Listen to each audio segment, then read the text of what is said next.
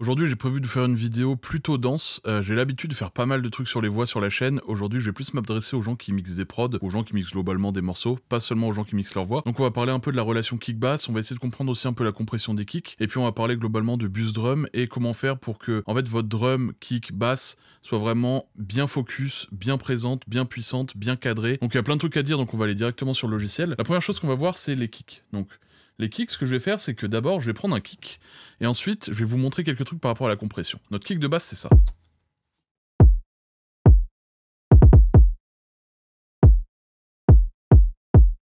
D'accord. Donc ce kick-là, on peut dire plusieurs choses. La première chose, c'est qu'il est plutôt ok, qu'il est déjà traité, d'accord. C'est un kick un peu trap, déjà compressé et tout. On peut se dire que d'un point de vue fréquentiel, c'est à peu près ok. Pour l'instant, tant qu'on ne met pas en collaboration avec d'autres instruments, il n'y a pas trop de problème. Maintenant, j'aimerais quand même vous expliquer, pour ceux qui comprennent mal la compression des kicks, ce truc-là, j'en ai fait un post sur Insta, j'essaie de poster de temps en temps sur Insta, donc ceux qui me suivent pas déjà là-bas, n'hésitez pas à aller checker ça. En gros, ce qu'on va faire, c'est que je vais ouvrir, hop, un shaper box ici. Donc là, on va se mettre sur le kick, donc là, on voit qu'il y a un truc orange, et on peut voir que derrière, si on vient monter ici, par exemple, on va avoir un truc gris. D'accord? Donc le orange, c'est mon kick sur lequel on va traiter des choses, et le gris, c'est celui qui est juste sans rien. D'accord? Donc pour vous expliquer un petit peu, ce qu'on va faire, c'est qu'on va prendre un air compressor. Donc ça, pour un peu comprendre, on va parler de l'enveloppe un peu d'un kick. Donc quand on regarde comme ça, on peut voir qu'il y a une première partie avec un peu des pics, et ensuite, on voit que ça descend petit à petit, machin. Donc ce qu'il faut se dire, c'est que le compresseur va agir selon son attaque. L'attaque, c'est le temps que met le compresseur à agir. Donc plus on va avoir une attaque rapide, plus le compresseur va agir vite sur le kick, ce qui va donner ceci. D'accord? Donc on va obtenir un kick très aplati. D'accord? Parce que l'attaque est très rapide. On le voit sur le orange, c'est beaucoup plus plat qu'ici où ça démarre plus bas.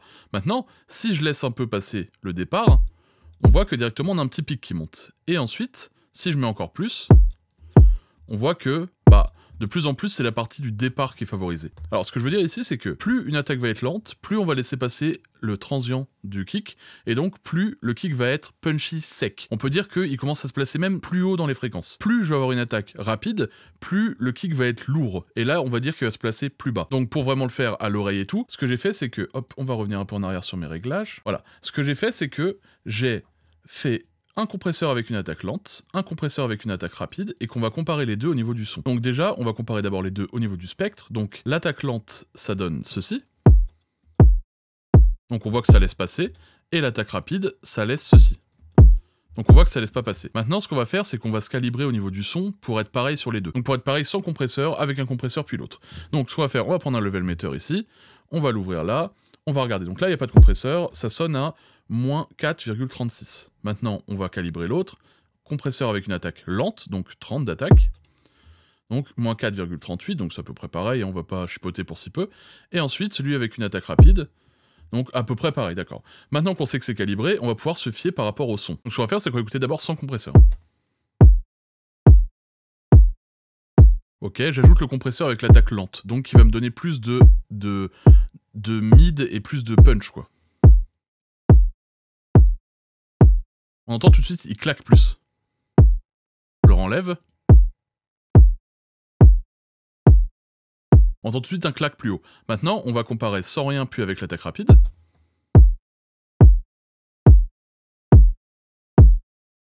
Là, on entend, c'est vraiment parlant, c'est vraiment le côté boomy qui va ressortir. Donc ça, c'est l'attaque rapide. Du coup, on va vraiment avoir un kick qui va en fait limite se rallonger, mais surtout être beaucoup plus homogène et faire bouh, bouh, plutôt que tac, tac, d'accord? Et si on prend l'attaque lente, on réécoute. Et la différence maintenant entre attaque lente et attaque plus rapide, donc là, il n'y a rien. Attaque lente. Attaque rapide. Donc vous voyez qu'avec 5 dB de compression, on peut carrément changer le timbre de son kick. Donc on se refait un coup.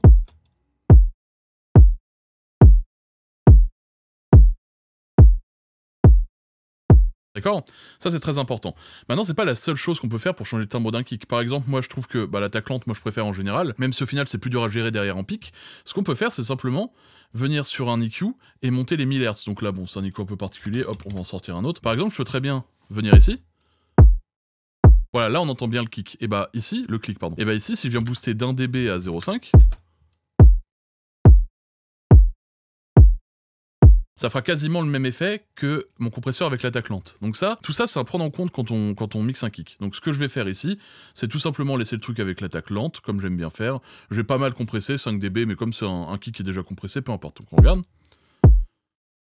Ok, j'ai notre kick qui tape comme ça. Maintenant, on va ouvrir la 808.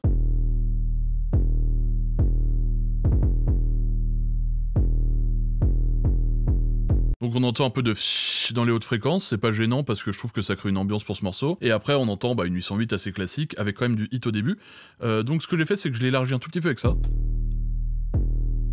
En gros ça, je vais mettre le mix à 20% et le focus dans les 200 et quelques, ce qui fait qu'en fait le bas de ma 808 va rester mono et le haut va s'élargir un petit peu. Donc ça peut être assez intéressant pour avoir une 808 un peu plus large. Et ensuite ce que j'ai fait c'est que j'ai mis un Pro Q. Donc ce Pro Q là c'était pour enlever un peu de friture d'autres fréquences parce que j'aimais bien mais pas trop, on écoute. Ça le renferme un peu mais c'est pas grave pour le style que je veux faire. Ensuite j'ai baissé un peu ici.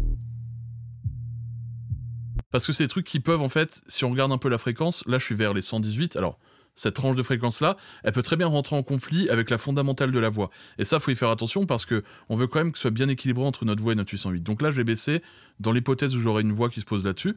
Et ici, tout simplement, je suis venu faire un sidechain. Donc sidechain, ça veut dire que au moment où mon kick va jouer, eh bien, la fréquence commune du kick et la 808 va baisser sur la 808 pour laisser de la place pour le kick. Ce qui fait que là, le kick va pouvoir vraiment s'exprimer et en fait, on va pouvoir garder ce punch du kick, ce bas du kick, tout en ayant les avantages de la 808. Donc on écoute. D'accord, on va baisser un peu le kick.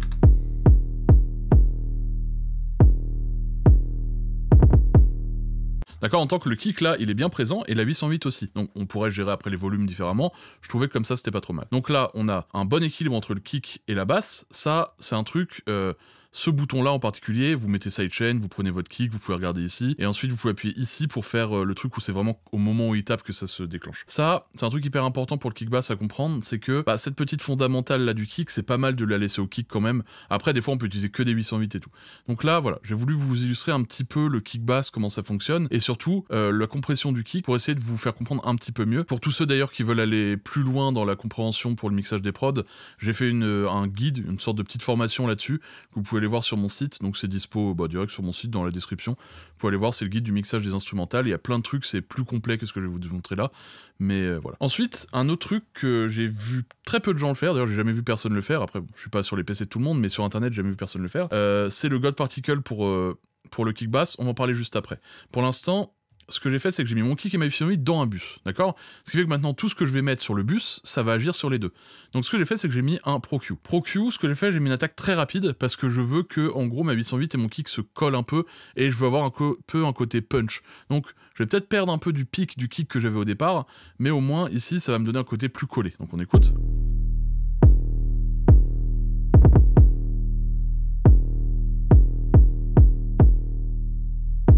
On va essayer de faire pareil avec le gain, une compensation de gain. Donc quand il n'y est pas, ça tape à moins 5,68. Quand il y est... Ok, on va baisser un tout petit peu, mais globalement on est pareil.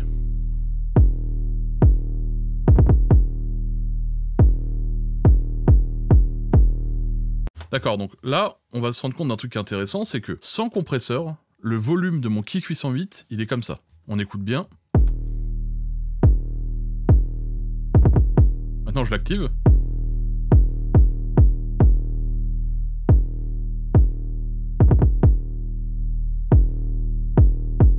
D'accord, donc le DBFS, donc le pic est le même, par contre le volume ressenti est beaucoup plus haut après le compresseur. Et bah ça c'est parce qu'en fait on vient un peu rapprocher le kick de cette 808, les volumes ont été faits avant, mais on vient quand même les coller un petit peu, et on vient vraiment avoir un truc qui est à la fois plus punchy mais à la fois plus fort. Donc là on va voir combien je suis en pic.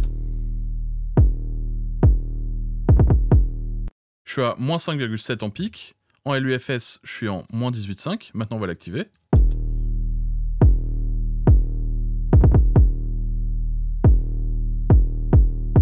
Globalement, j'ai quasiment gagné 1 dB de perception de volume. Donc ça veut dire que, ici, mon truc, en fait, il va sonner à la fois plus collé, mais aussi plus fort. Et ça, c'est important, parce que le pic va pas monter, ce qui veut dire que nos limiteurs, à la fin, vont avoir moins besoin d'agir, mais quand même, on va quand même être plus fort à la fin. Donc ça, c'est pour faire sonner un morceau fort, c'est un peu des bases qu'il faut avoir. Maintenant, ce que je fais, c'est que je mets un God Particle. Ça, c'est un truc qui est pas forcément très connu. Je le mets sur mon bus de basse. Donc bus basse, je comprends kick et basse. Ça, en gros, c'est un truc qui était fait par Jason Joshua, qui est un super ingé son, qui en gros imite un peu son bus master. Donc dessus, il y a des saturations, des compressions multibandes, des trucs, des machins, et un limiteur. Ce que je vais faire, moi, ici, c'est que tout simplement, je vais mettre mon kick bass avec. Alors pourquoi spécifiquement je prends cet outil-là? Parce que quand on l'analyse, on se rend compte que c'est un truc qui vient mettre en avant les médiums et les basses fréquences, surtout les médiums, et un peu moins les hautes. Et là, en fait, sur mon kick bass, c'est un peu ce qui m'intéresse. J'aimerais qu'il gagne un peu en médium pour qu'il sonne encore plus fort, que ce soit plus punchy, mais en même temps qu'il garde ce côté un peu ronflant des basses fréquences. Donc ce que j'ai fait, c'est que j'ai mis à 150%, donc c'est un pourcentage assez haut pour ça, ce qui veut dire que ça va me générer encore plus d'harmoniques, et je mets un petit limiteur. Donc on écoute.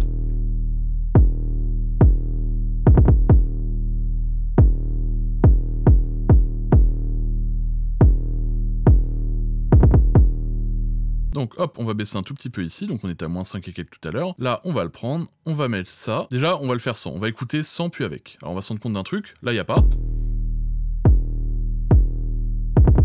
J'active. Le kick, il est beaucoup plus dans les mids, beaucoup plus punchy, la 808 elle est plus violente, elle vibre plus, elle est plus ronflante, on réécoute.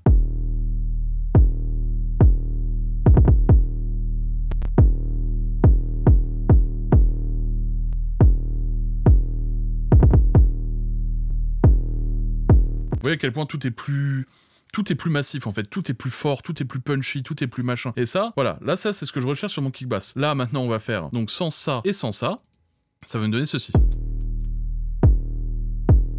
Sur ce qu'il y a sur mon bus. Maintenant on va activer les deux en même temps.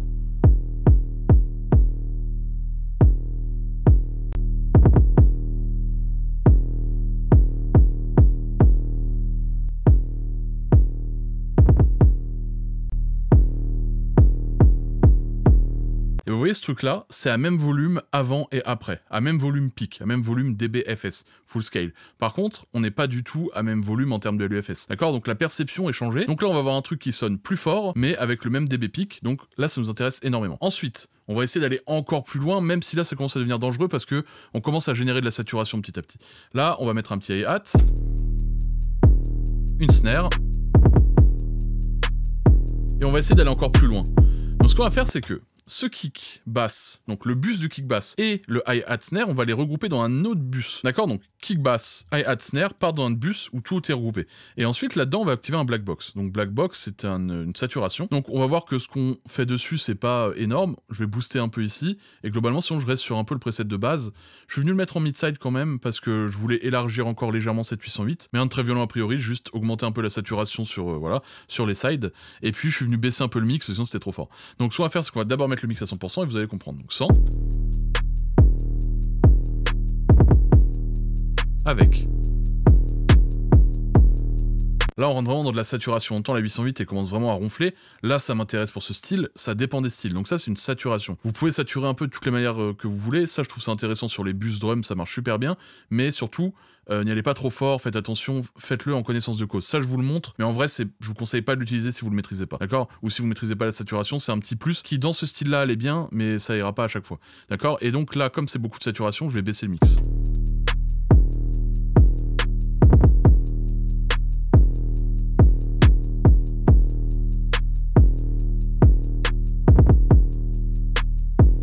Maintenant, on va lancer un petit instrument.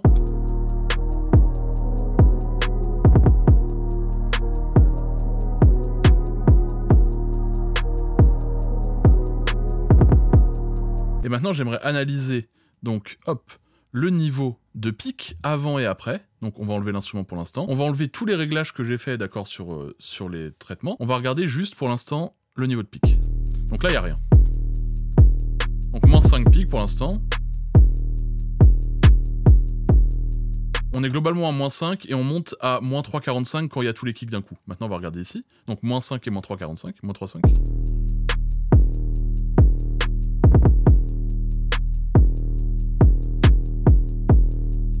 On est globalement à quasiment 1 dB de moins entre ça. Donc là, on est plus fort en termes de pic. Et là, on est moins fort. D'accord? Là, vous entendez la différence de volume perçu quand même. Sachant que le premier est censé être plus fort, donc en pic, encore une fois. Pic, ça peut être un truc qui dépasse, d'accord? Mais globalement, là, on vient tout recoller, regluer, tout monter, tout. Ça vient saturer, compresser, ce qui fait que au fur et à mesure, tout va se rapprocher un peu et on va avoir quelque chose qui reste punchy, qui reste super cool, mais qui en même temps ne sonne pas plus fort et sera pas dur à contrôler en fin de chaîne quand je vais vouloir contrôler, par exemple, avec un limiteur. Donc là, j'ai mis à moins 5 pour la vidéo, mais...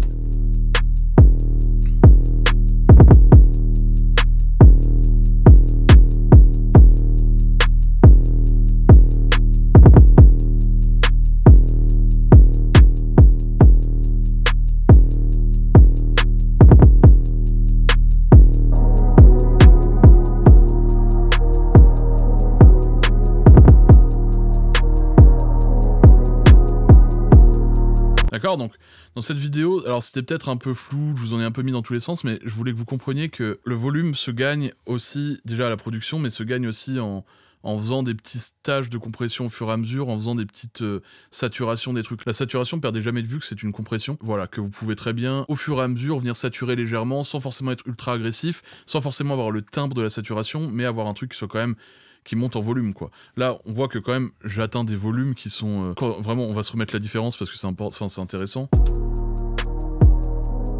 Ça, c'est plus fort que ça. En termes de pic.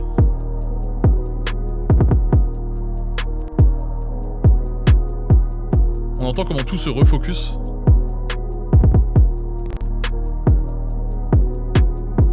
La 808.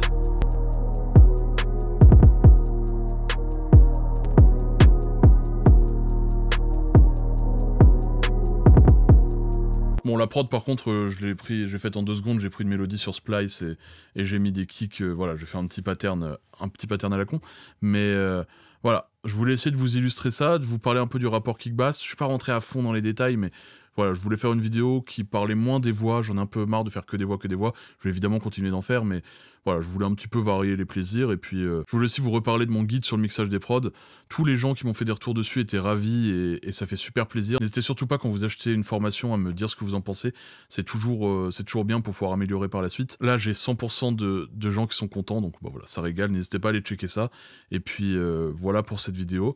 J'espère qu'elle aura pu vous apprendre des trucs, j'espère que c'était peut-être une vidéo un peu plus avancée, peut-être que les débutants comprendront moins, mais au moins, voilà, j'ai pu vous donner quelques tips, comme le God Particle sur le kick bass, qui pour moi est un truc game changer quand j'ai voulu faire vraiment sonner fort mon kick bass, et globalement avoir des morceaux qui sonnent à des -8, -7 LUFS sans forcer la limiteur à la fin, en fait. Ça qui est intéressant, c'est que on peut atteindre des taux qui sont très forts en volume, sans forcer trop le limiteur, le clipping à la fin. Si on arrive tout le long du mixage à vraiment comprendre ce qu'on fait, à vraiment construire un truc, on arrive à la fin avec un truc qui sonne fort avant même le master. Donc voilà, c'est important. Et du coup, voilà, merci de m'avoir écouté, à la semaine prochaine.